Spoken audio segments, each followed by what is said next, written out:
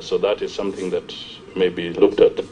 I would also just want to say that it may be also very useful,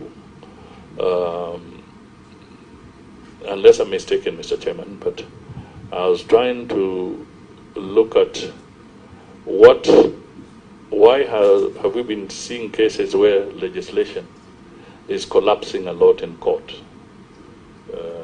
And one of the things that has become a Waterloo for many pieces of legislation is the issue of public participation.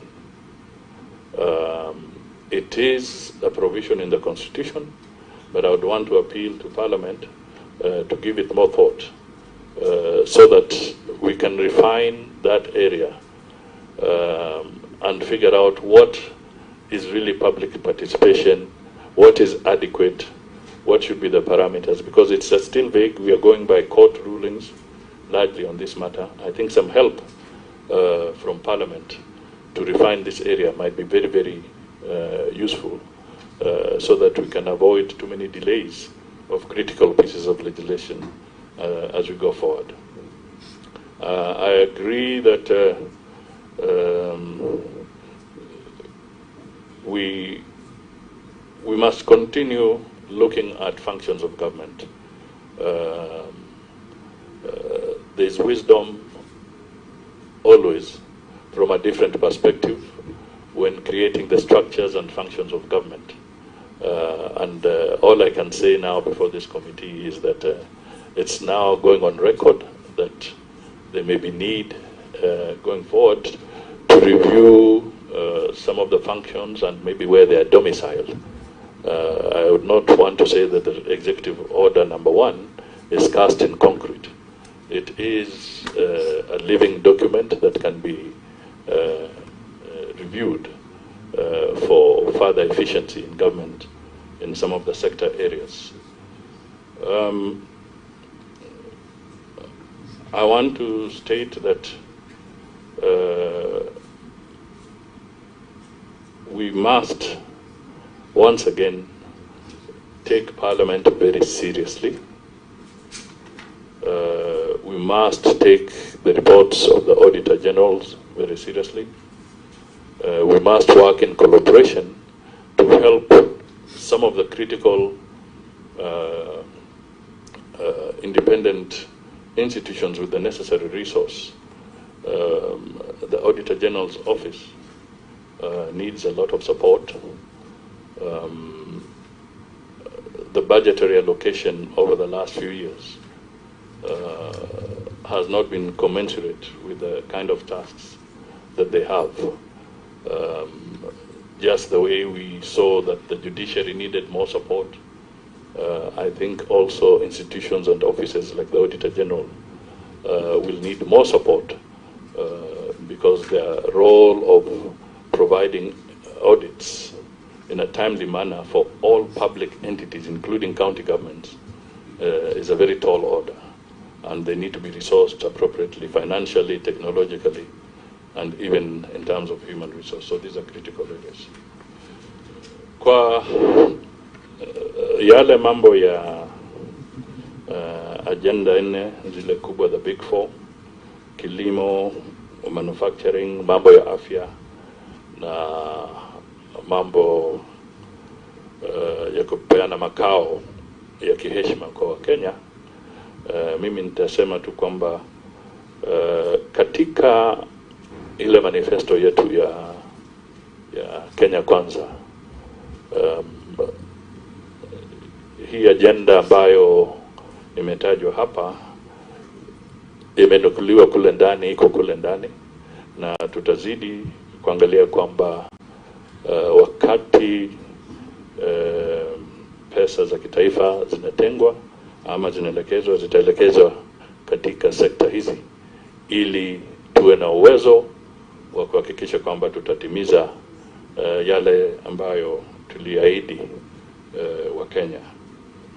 Nadhani nitakomea hapo kwa wakati huu. Thank you very much, Mudavadi. 3 minutes and final appeal to the committee in 3 minutes.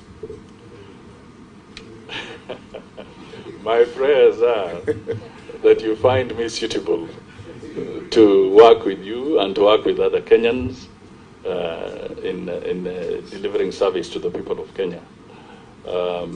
I just want to emphasize that in my role, I want to have a very strong interface with Parliament so that we can find common solutions.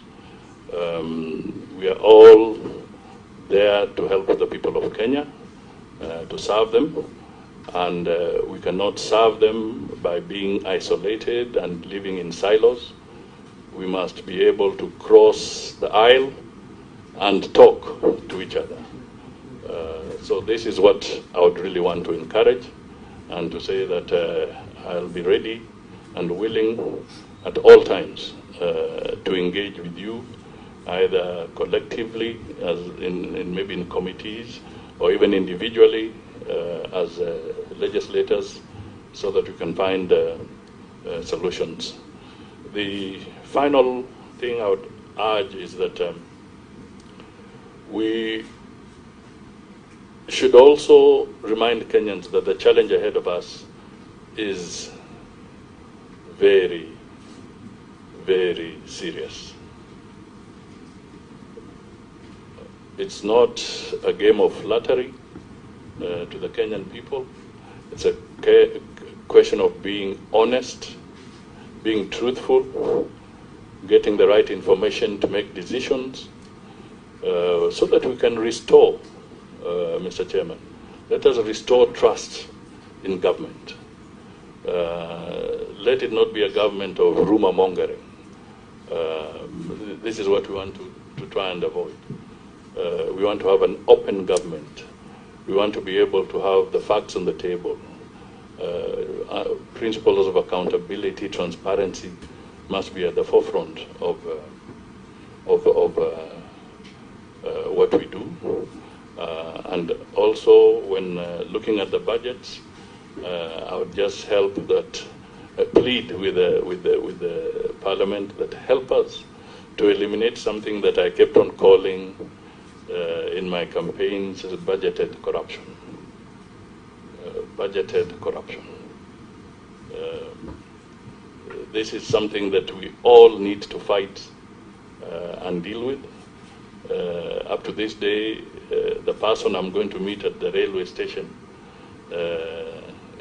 will still want to know why would a product cost 100 shillings in the kiosk, and when the government is procuring the same product, it costs 1,000. We must find a way of dealing with this issue.